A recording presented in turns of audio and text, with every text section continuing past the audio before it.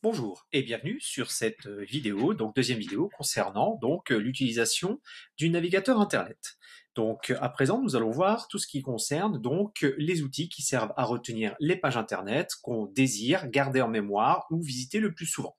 Donc pour pouvoir garder l'adresse d'une page internet en mémoire, on va utiliser donc ce qu'on appelle les favoris sous Google Chrome ou les marque-pages sur Firefox. Donc ici, on va prendre un exemple. J'ai trouvé cette page intéressante, de technologie, concernant donc un certain nombre de formations vidéo sur OpenOffice. Je veux garder cette page en mémoire. Donc ici, l'adresse internet, si jamais je devais la noter quelque part, elle est quand même vachement difficile, on va dire, à noter sans se tromper. Je vais donc ici utiliser la petite étoile qui va se situer dans la barre d'adresse. Ajouter cette page aux favoris.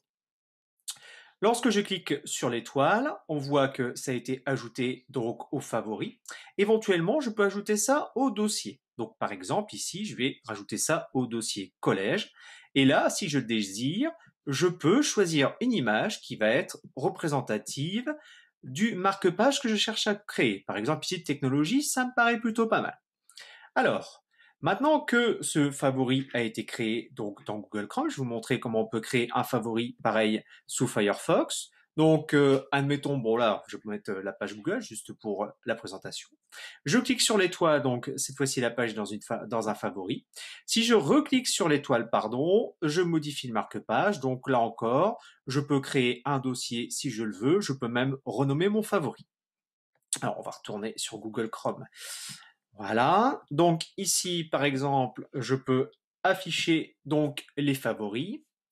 Donc, ce que je vous conseille de faire toujours, c'est de créer un certain nombre de dossiers donc déjà au moins un dossier perso et un dossier professionnel, entre guillemets.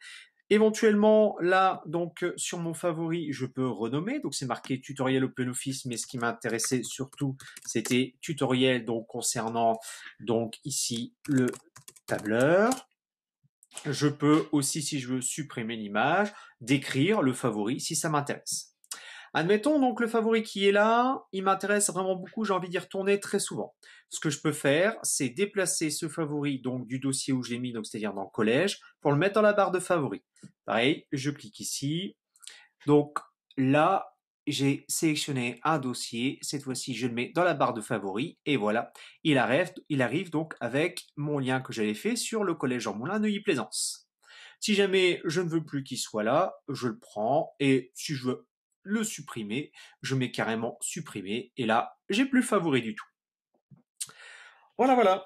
Donc, si jamais je veux créer un nouveau dossier, rien de plus facile. Nouveau ici, je clique sur nouveau dossier et là, donc, pour ranger des favoris, par exemple dossier jeux vidéo, par exemple dossier musique, par exemple dossier exposé, hein, si vous avez un exposé à faire, par exemple en troisième en SVT, vous pouvez faire donc un dossier avec toutes les pages internet que vous avez consultées qui sont utiles, les mettre en favoris pour pouvoir les retrouver pour plus tard.